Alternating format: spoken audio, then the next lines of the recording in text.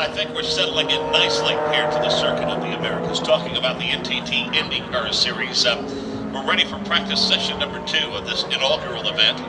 The first of what we hope will be many, many here at this fabulous facility. Mark James, Dave First in the broadcast booth. Thanks for spending some time with us, even if you have to minimize the screen and use Bluetooth or whatever to get the boss from knowing that. We appreciate it. Enough about my problems. We'll have Ryan Reed and Jake Query on pit road. We just wrapped up Indy Lights qualifying. And Dave, session 1 in the books. And Joseph Newgard, we talk about momentum. We'll see what this next session holds, but clearly the winner of St. Pete holding on to the momentum that he gleaned from that season opening event. I'm reminded, I was fortunate enough to be in his pit a couple of weeks ago at St. Pete from there, Joseph Newgard, and I'm reminded of the conversation we had on the radio during the race with him saying,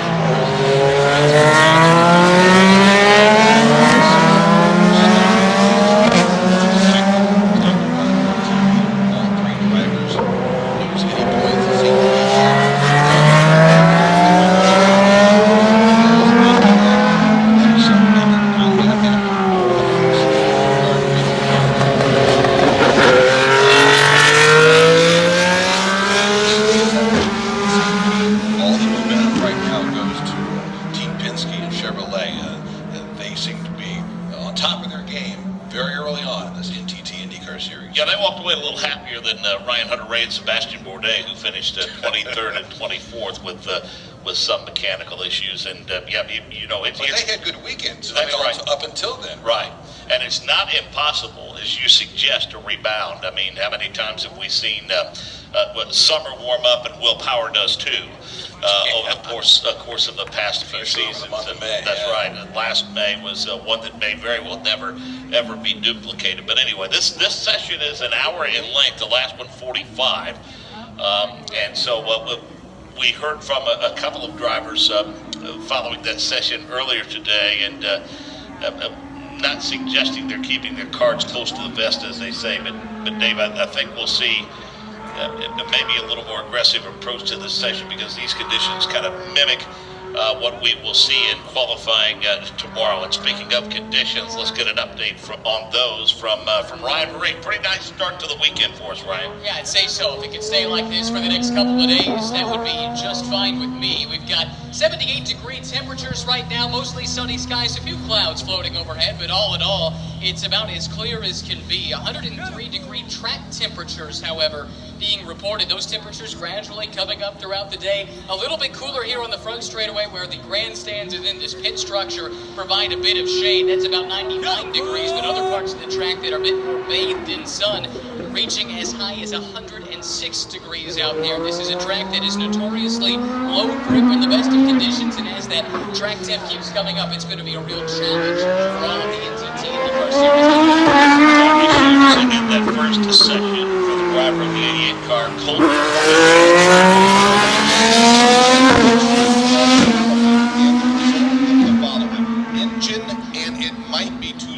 As opposed to 1. Let me elaborate. Colton Herta went out. Keep in mind, he had the fastest time in the test here that took place a month ago or so, and was very confident about this track, particularly coming off of a very good outing in St. Petersburg. Went out, said the car felt great. He liked the track itself, and then the engine let go on him. And so as a result of that, they've got to make a change to that number 88 machine for Steinbrenner Harding Racing.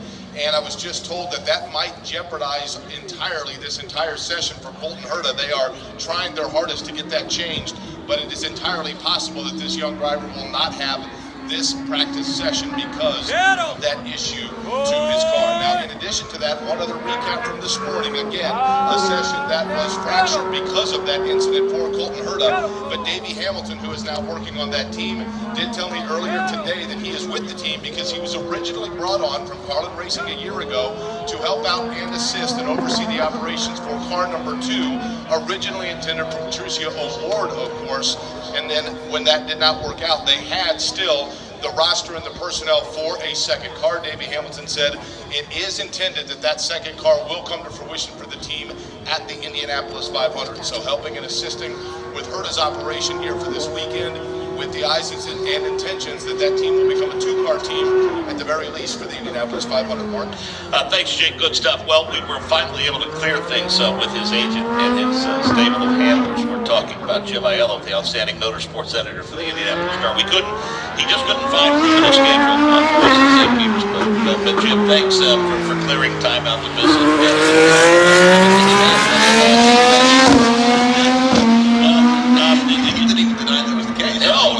It's accurate. It's all accurate. It's not fake news, is it, Jim? That's my agent who said you got to really kind of try to squeeze them in here since you blew them off at St. Pete. So, well, welcome back. We're happy to have you with us. You visit with us several times throughout the course of the year. It's always a pleasure to enjoy your coverage of the NTT IndyCar Series for sure. So, any concern in the Honda camp after what happened at St. Petersburg and now the issues with Colton? Definitely concerned. Talked to a few guys with Honda. They said that it's I talked to Mark Purdy. He said be treated that way. They're looking hard into what the issue is. They don't know what it is yet. Got a chance to talk to Rob Edwards at Andretti Autosport. Said, I really wish we're not going through this right now, but is confident that the teams and Honda will be able to figure this thing out and don't have a repeat of kind of what happened in 2017, which it really messed with them throughout the beginning part of the season and obviously at Indy 500, as everybody remembers.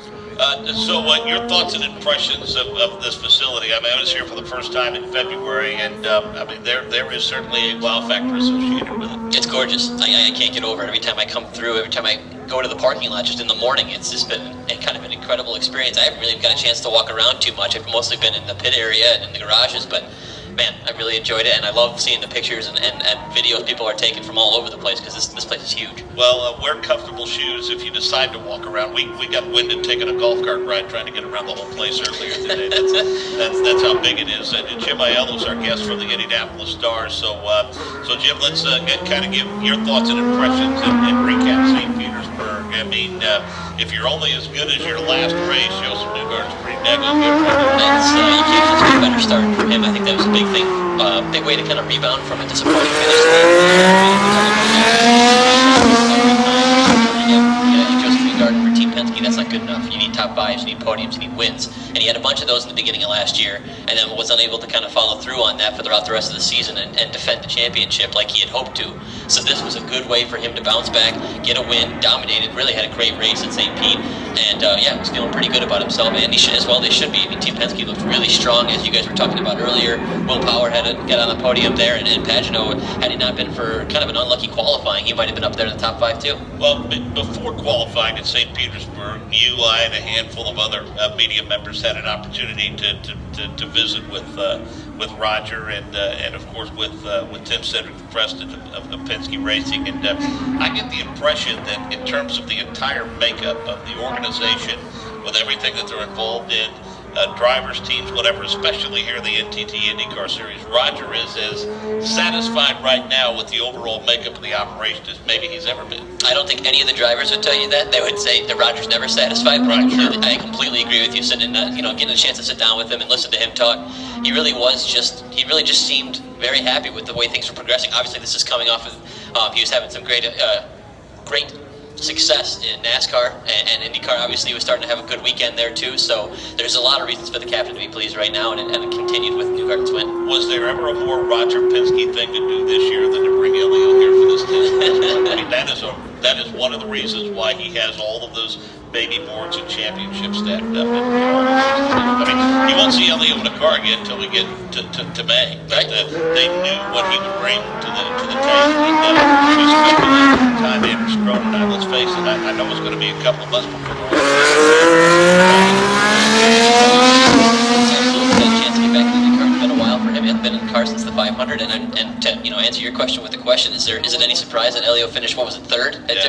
Put the third fastest time here, and yeah, like you said, couldn't have been more of a bigger help for Penske heading into this race. And obviously, we saw Newgarden lead the first practice session, so things are certainly trending in the right direction for them. On the flip side, what a tease though for Elio.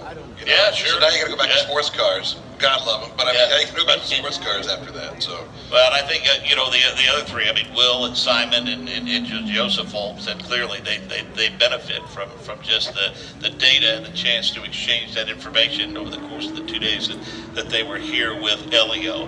Just a couple of takers so far, Jake. Again, this is an hour-long session, so there's still time for these drivers to get out on course. Yes, and for those that are unfamiliar, this is not unprecedented territory in terms of kind of the late start, if you will, for some cars within this session. Taking a look right now and looking at Felix Rosenquist, who sits in his machine. He is up towards the front of pit road. Just in front of him, he looks in on Joseph Newgarden, who was the winner at St. Petersburg, then Will Power in pit stall number 1. But people may be asking, why is it that we have only seen, at least as of right now, we hear the machine going by and Spencer Biggett, Kyle Kaiser is out on track.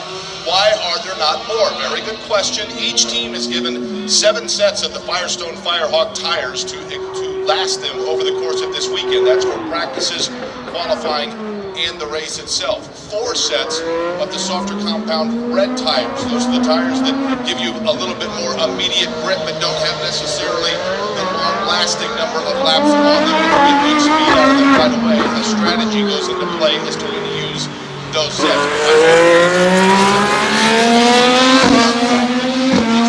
Does test that Firestone rubber a little bit, and so as a result of that, what we're seeing right now is presumably tire preservation.